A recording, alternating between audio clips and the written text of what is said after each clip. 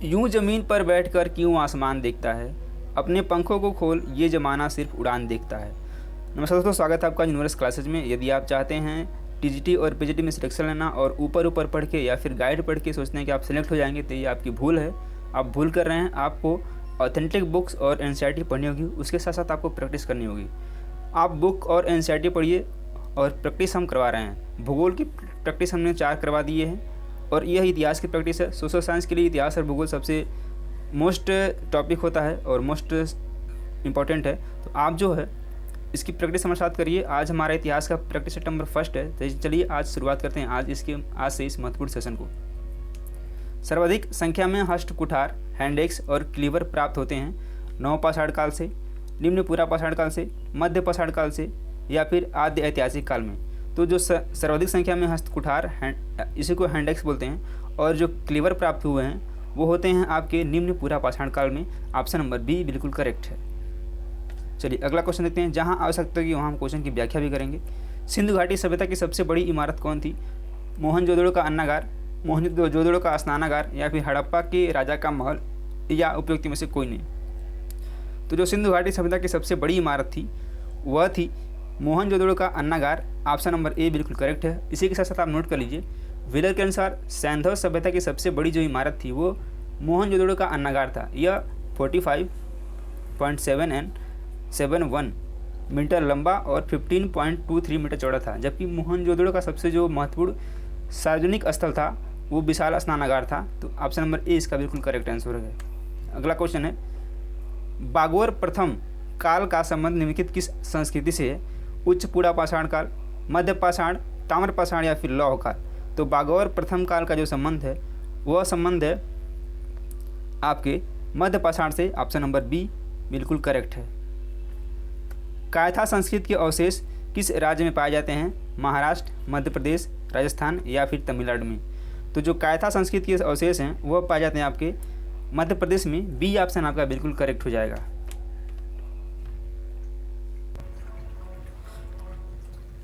चलिए बढ़ते हैं आगे और देखते हैं अगला क्वेश्चन।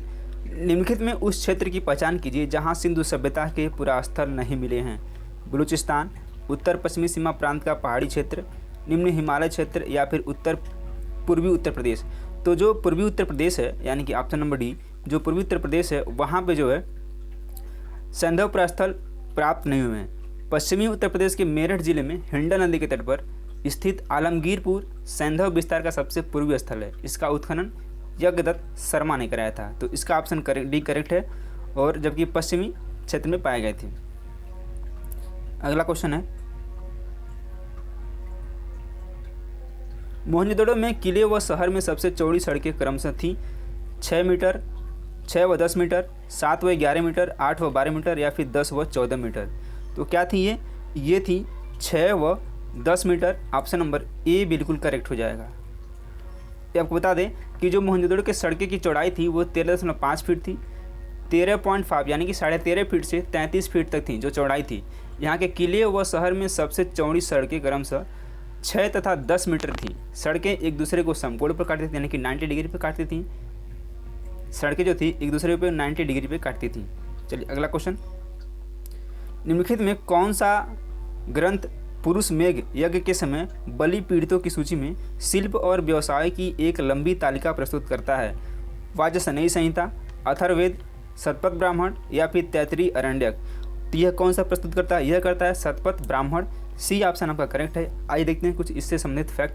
जो शतपथ ब्राह्मण था ये पुरुष मेघ यज्ञ के समय बलि पीड़ितों की सूची में शिल्प व व्यवसायों की एक लंबी तालिका प्रस्तुत करता है। इसमें 100 अध्याय हैं, जिसके कारण इसे शतपथ कहा जाता है। यह 14 कांडों में विभाजित है, यानी कि इसमें 100 अध्याय हैं, इसीलिए इसको शतपथ कहा जाता है। 100 अध्याय हैं और 14 इसमें कांड हैं।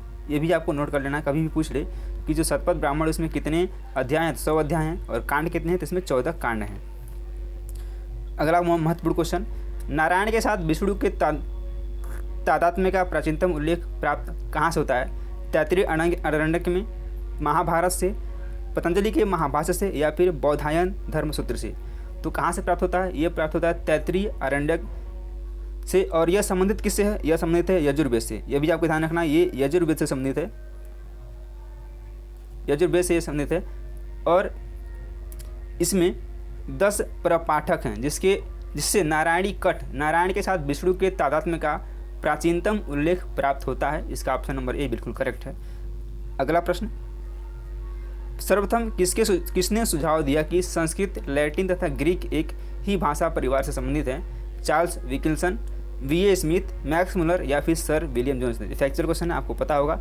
इसका आंसर है सर विलियम जोन्स ने। ऑप्शन नंबर डी बिल्कुल करेक्ट है। श्रावस्ती किस नदी के किनारे स्थित थी? ये इसका ऑप्शन जो आगे है, तो श्रावस्ती किस नदी के किनारे स्थित थी? ऑप्शन नंबर आप देखिए ए अनिमा, रोहिणी, अचिरावती या फिर हिरण्यवती।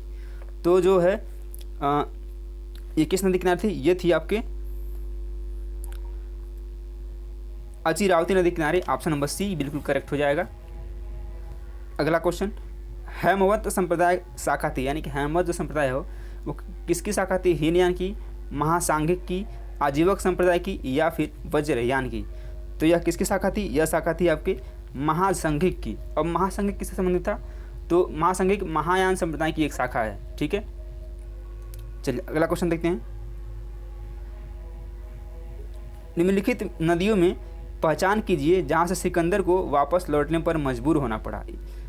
झेलम, चिनाब, रावी या फिर ब्यास? तो यह नदी कौन सी थी? यह नदी थी आपके व्यास नदी। और सिकंदर ने 326 ईसा पूर्व में भारत पर आक्रमण किया था। 326 ईसा पूर्व, ये आपको ध्यान रखना है, BC में आक्रमण किया था।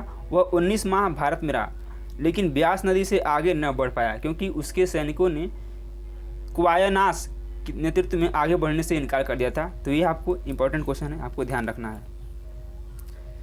निम्नलिखित में से कौन सा ग्रंथ तक्षशिला में मौर्यकालीन मंत्रियों, कारिंदों, दुष्टामात्यों के कुशासन के विरुद्ध ख्यात असंतोष के बारे में बताता है? अशोकावदान, युग पुराण, दिव्यावदान या फिर महाभाष्य? तो कौन सा बताता है? यह बताता है आपका दिव्यावदान। सी ऑप्शन बिल्कुल करेक्ट हो जाएगा। दिव्यावदान नामक ये एक बौद्ध ग्रंथ है। इसमें मौर्यकालीन मंत्रियों, कारिंदों के कुशासन के विरुद्ध हुए असंतोष का वर्णन मिलता है। अगला प्रश्न, कालक्रम के अनुसार व्यवस्थित कीजिए। कनिष्क द्वितीय, वासुदेव, हुविस्क या फिर वसुदेव? तो कौन पहले था? हुविस्क था 106 से 140 ईस्वी, यानी कि हुविस्क था सबसे पहले 106 से 140। उसके बाद था कनिष्क द्वितीय, ये था 140 से 145, यानी कि 3 किस में है? ऑप्शन नंबर ए में ये दिख रहा है, तो इस तरह से ऑप्शन नंबर ए करेक्ट हो जाएगा। 3, 1, 2, 4 अपडेट देख लीजिए। हुविस्क 106 से 140, कनिष्क द्वितीय 140 से 145, वसुदेव फर्स्ट 145 से 176 और वसुदेव सेकंड 202 से 230। तो इस तरह से 3, 1, 2, 4 बिल्कुल करेक्ट हो जाएगा। अगला प्रश्न है, किस ग्रंथ में कहा गया है कि जब कोई व्यक्ति संघ में प्रवेश पाता है वह वर्णविहीन हो जाता है? सिंगालवाद सूत्र, संयुक्त निकाय, सोनदंड सूत्र या फिर अंगुत्तर निकाय? तो वो कौन सा है? तो वह है आपका है डी अंगुत्तर निकाय। डी ऑप्शन बिल्कुल करेक्ट है। देखते हैं अगला प्रश्न, निम्न कथन पर विचार कीजिए। नालंदा विश्वविद्यालय और विक्रमशिला विश्वविद्यालय दोनों पाल वंश के दौरान विकसित हुए। अगला है, नालंदा विश्वविद्यालय और विक्रमशिला विश्वविद्यालय दोनों खिलजी वंश द्वारा नष्ट किए गए। इनमें से बताना है कौन सा ऑप्शन करेक्ट है? केवल एक, केवल दो, एक और दो दोनों, या फिर न तो एक न ही दो? इसके बाद नालंदा विश्वविद्यालय की जो स्थापना हुई थी वो कुमारगुप्त प्रथम ने की थी, और जो विक्रमशिला विश्वविद्यालय है इसकी स्थापना धर्मपाल ने की थी। तो पहला ऑप्शन बिल्कुल गलत है। दूसरा क्या है, नालंदा और विक्रमशिला दोनों विश्वविद्यालय को जो नष्ट किया गया था वह किया गया था खिलजी वंश द्वारा। ये ऑप्शन इसका करेक्ट हो जाएगा, यानी कि केवल दो सही है। बी ऑप्शन इसका बिल्कुल करेक्ट है। सॉरी, इसका जो आंसर होगा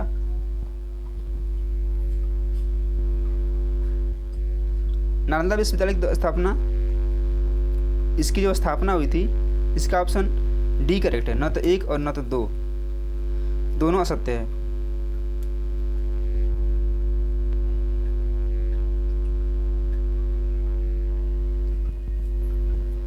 चलिए अगला क्वेश्चन देखते हैं। असमयिक प्रकार के स्वर्ण सिक्के निम्न के द्वारा प्रचलित किए गए थे? चंद्रगुप्त द्वितीय, समुद्रगुप्त, चंद्रगुप्त द्वितीय व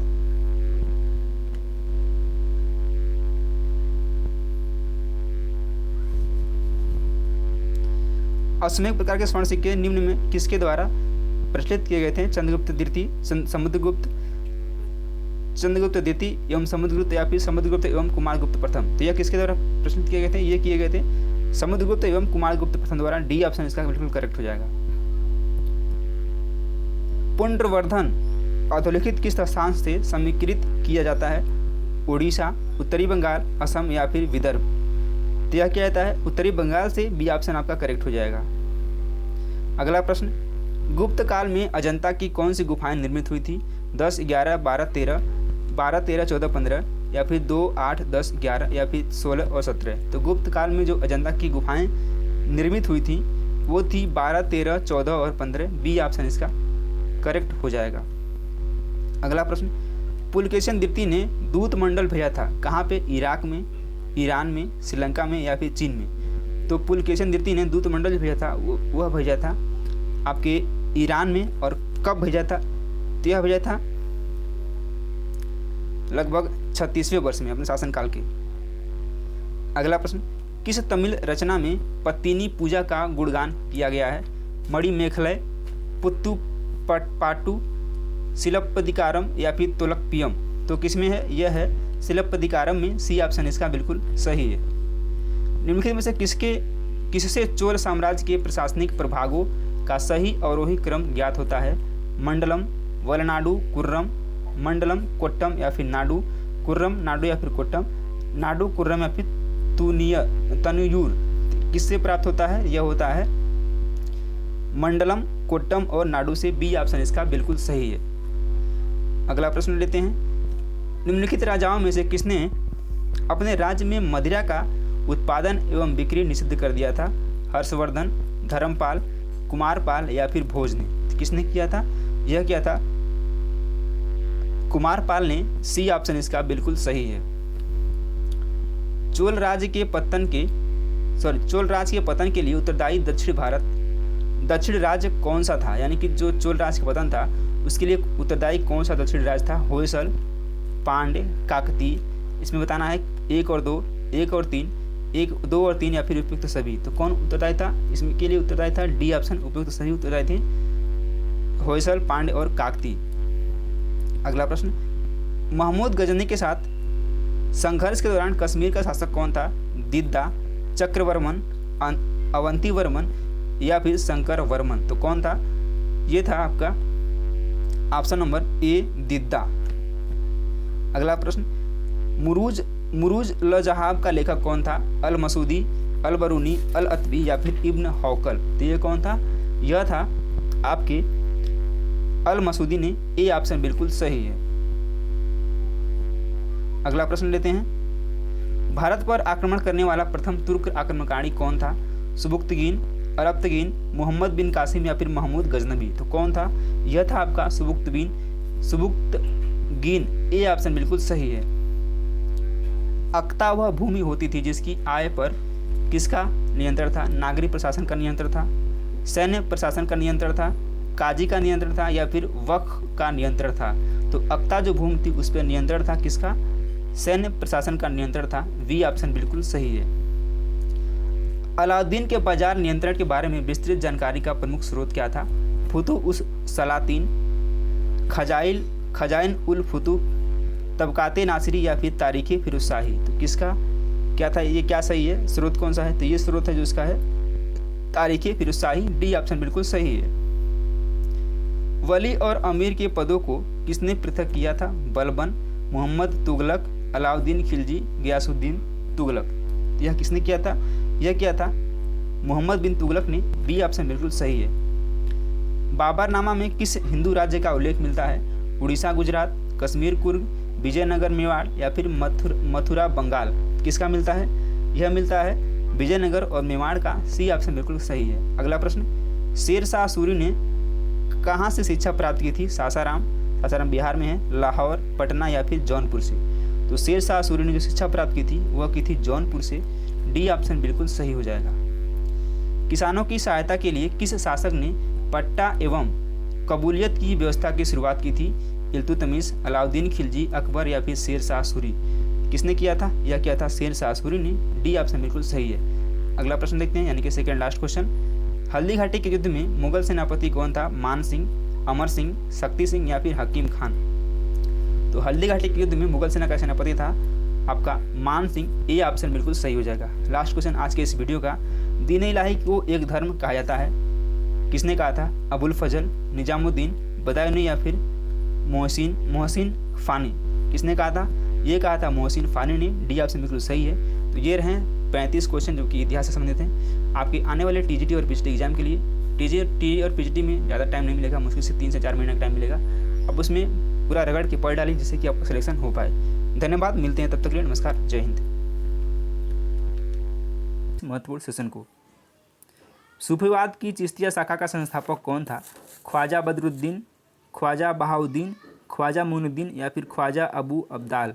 तो सूफीवाद जो है कि चिश्तिया शाखा की स्थापना अबू इम्हाक सामी तथा उनके शिष्य अबू अब्दाल चिश्ती ने अफ़गानिस्तान के चिश्त में की थी, जबकि भारत में इसे ख्वाजा मुइनुद्दीन चिश्ती ने लोकप्रिय बनाया था। तो इसमें पूछा संस्थापक कौन था?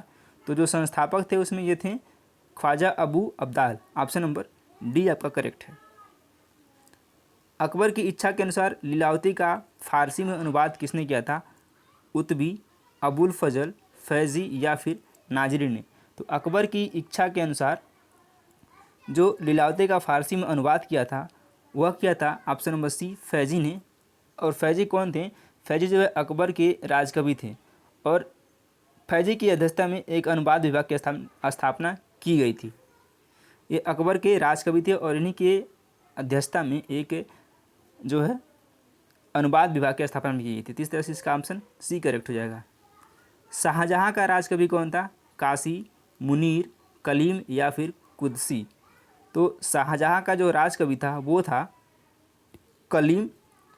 सी ऑप्शन इसका करेक्ट है। जहाँ क्वेश्चन की आवश्यकता होगी व्याख्या की, वहाँ व्याख्या की जाएगी, इसलिए आप पेन और पेपर जरूर लेके बैठें। मुगल काल में माल शब्द से आशय क्या था?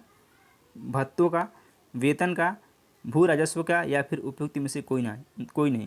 तो मुगल काल में जो माल शब्द का आशय था वो था भत्ता से, यानी भू राजस्व का, यानी कि भू राजस्व से मतलब था वहाँ पे माल का। अता अली खां किसका नाम था? फैज़ी, टोडरमल, तानसेन या फिर इनमें से कोई नहीं। तो अता अली खां जो नाम था वो तानसेन का नाम था। और तानसेन का इस्लाम में जो धर्मांतरण, यानी कि तानसेन का जब इस्लाम में धर्मांतरण हो गया उसके पश्चात उनका नाम अता अली खां हो गया, जबकि इनका प्रारंभिक नाम रामतनु पांडे था। यानी कि तानसेन का प्रारंभिक नाम रामतनु पांडे था और जब इस्लाम में इनका जब परिवर्तन हो गया उसके बाद इनका नाम अता अली खां पड़ा। अमृतसर नगर को किसने बसाया था? गुरु हर राय, गुरु अमरदास, गुरु रामदास या फिर गुरु तेग बहादुर ने। तो अमृतसर नगर को जो बसाया था वो बसाया था गुरु रामदास ने। सी ऑप्शन इसका बिल्कुल करेक्ट हो जाएगा। और सिख संप्रदाय के ये चौथे गुरु थे। कौन से थे ये? 4th गुरु थे, गुरु रामदास। चलिए अगला क्वेश्चन देखते हैं। भारत में व्यापार करने के लिए सबसे पहले संयुक्त पूंजी कंपनी किनके द्वारा आरंभ की गई? फ्रेंच, डच, डेनिश या फिर पुर्तगाली। तो भारत में व्यापार करने के लिए सबसे पहले जो संयुक्त पूंजी आरंभ की गई थी वह की गई थी डचों द्वारा। बी ऑप्शन इसका बिल्कुल सही आंसर है। और भारत के साथ व्यापार करने के लिए संयुक्त पूंजी की अवधारणा डचों द्वारा की गई थी। प्रारंभ में डच कंपनी की स्थापना कई छोटी छोटी कंपनियों का महत्वपूर्ण योगदान रहा है। तो इस तरह से इसका ऑप्शन पी करेक्ट है। किसे स्वर्ग से उत्पन्न सेना नायक कहा जाता है? आपको पता होगा, बेंटिंग, क्लाइव, कॉर्नवालिस या फिर वेलेस्ली। तो ये कहा जाता है क्लाइव को, यानी कि ऑप्शन नंबर बी करेक्ट है। अब किसके बाद कहा गया ये आपको कमेंट बॉक्स में कमेंट करना है। ब्रिटिश सेना को टीपू सुल्तान ने किस स्थान पर आया था? हैदराबाद, निजामाबाद, श्रीरंगपट्टनम या फिर पोलीपुर में। तो ब्रिटिश सेना को टीपू सुल्तान ने हराया था पोलीपुर में। डी ऑप्शन आपका बिल्कुल सही हो जाएगा। किस वर्ष बंगाल से दासों के निर्यात को बंद कर दिया गया था? 1789, 1764, 1843 या फिर 1829। तो इसका आंसर क्या हो जाएगा? इसका आंसर हो जाएगा 1789 में। ऑप्शन नंबर ए करेक्ट है। और 1889 के बाद जो है 1889 के एक घोषणा पत्र के अनुसार बंगाल में दासों के निर्यात पर प्रतिबंध लगा दिया गया। एलन बरो ने 1843 ईस्वी की एक्ट फाइव द्वारा दास प्रथा का अंत किया था? ये भी आपको याद रखना है कि किसने अंत किया था दास प्रथा के तहत? एलन बरो ने एक्ट 5 के तहत और 1843 में। पेशवाई को कब समाप्त किया गया? 1802, 1818, 1858 या फिर 1861? तो पेशवाई को समाप्त किया गया था 1818 में। बी ऑप्शन इसका बिल्कुल सही है। अगला प्रश्न देखते हैं। कौन भारत का एकमात्र यहूदी वायसराय था? Lord Irwin, Lord Canning, Lord reading या फिर लॉर्ड रिपन? तो 47 का हो जाएगा सी, लॉर्ड रीडिंग जो था, sorry Lord Reading. Option number C Bharat का एकमात्र यहूदी वायसराय था। सी ऑप्शन बिल्कुल सत्य है। अगला प्रश्न, 1857 के स्वतंत्रता संग्राम में किस भारतीय राजवंश ने अंग्रेजों की सर्वाधिक सहायता की थी? इंदौर के होलकर, नागपुर के भोसले, ग्वालियर के सिंधिया या फिर उपयुक्त में से कोई नहीं? तो इसका जो करेक्ट आंसर है ऑप्शन नंबर सी, ग्वालियर के सिंधिया ने अंग्रेजों की सबसे ज़्यादा सहायता की थी। सी ऑप्शन इसका बिल्कुल सही है। महात्मा गांधी के विचारों से प्रभावित होने वाले प्रथम आदिवासी नेता कौन थे? ठक्कर बापा, जोड़ा नांग, रानी गैडिलियो या फिर इनमें से कोई नहीं? इसका जो करेक्ट आंसर हो जाएगा वो हो जाएगा ऑप्शन नंबर बी, जोड़ा नांग।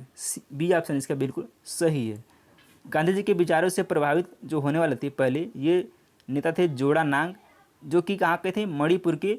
ये नागा जनजाति से संबंधित थे। कहाँ से थे? मणिपुर के, यानी कि मणिपुर के ये क्या थे? नागा जनजाति से संबंधित थे। ये भी आपको याद रखना है, ये क्वेश्चन पूछ सकता है।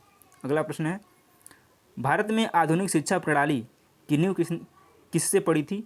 1813 के चार्टर एक्ट से, 1882 का हंटर आयोग, 1835 के मैकाले का स्मरण पत्र या फिर 1854 का वुड डिस्पैच? यह काफ़ी इंपॉर्टेंट क्वेश्चन है। तो कब पड़ी थी? 1835 के मैकाले के स्मरण पत्र से। सी ऑप्शन बिल्कुल सही है। अगला प्रश्न, हरिजन पत्रिका के प्रारंभकर्ता कौन थे? गांधी, तिलक, गोखले या फिर नौरोजी? तो यह क्वेश्चन कई बार लोगों को कन्फ्यूज़ करता है। यदि यहीं पे दे दिया डॉक्टर भीमराव अम्बेडकर तो आप धड़ से लगाएंगे आंसर डॉक्टर भीमराव अम्बेडकर, जो कि गलत है। जो हरिजन पत्रिका के प्रारंभकर्ता थे वो थे गांधी। ऑप्शन नंबर ए बिल्कुल सत्य है। राम मोहन राय द्वारा स्थापित प्रथम संस्था कौन सी थी? ब्रह्म सभा, ब्रह्म समाज, आत्मी सभा या फिर तत्व बोधिनी सभा? तो राजा राम मोहन राय द्वारा जो स्थापित प्रथम संस्था थी वह थी आत्मी सभा। ऑप्शन नंबर सी बिल्कुल सही है। और इसकी स्थापना कब हुई थी? ये हुई थी 1815 में। बहुत से लोग लगाएंगे ब्रह्म समाज, लेकिन ब्रह्म समाज की स्थापना 1828 में हुई थी। ये भी आपको ध्यान रखना है। किसने कहा कि यदि भगवान अस्पृश्यता को सहन करते हैं तो मैं उन्हें नहीं मानूंगा? अंबेडकर, गांधी, तिलक या फिर रनाडे?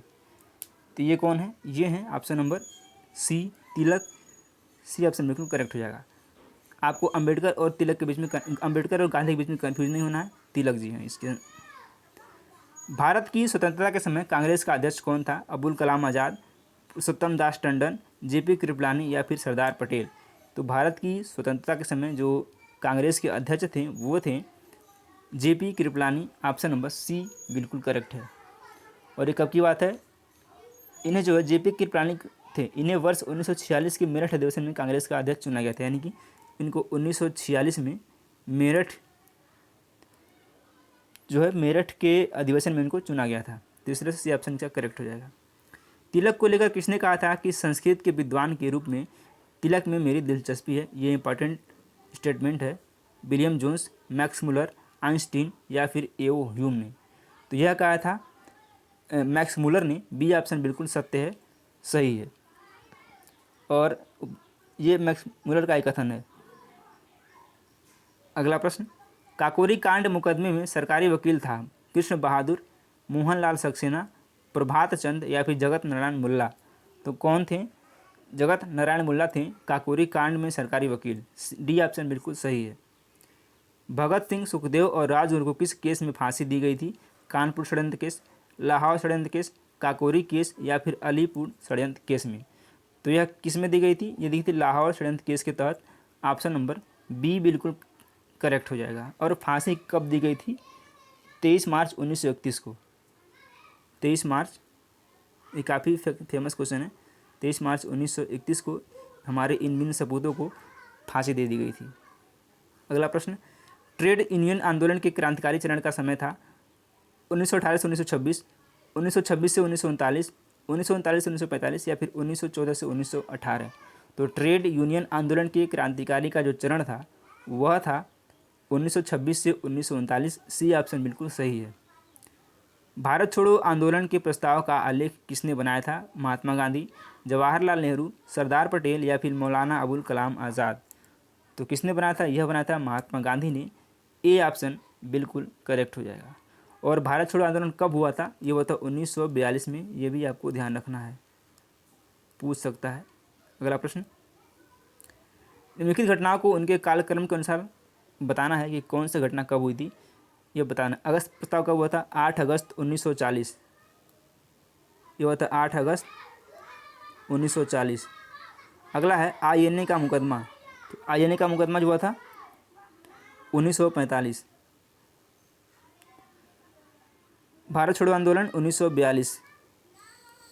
और रॉयल इंडियन नेवल रेटिंग्स का विद्रोह ये कब हुआ था? ये हुआ था 1946 में। तो अब आपको लगा लेना है 1940, 45, 42 और 46।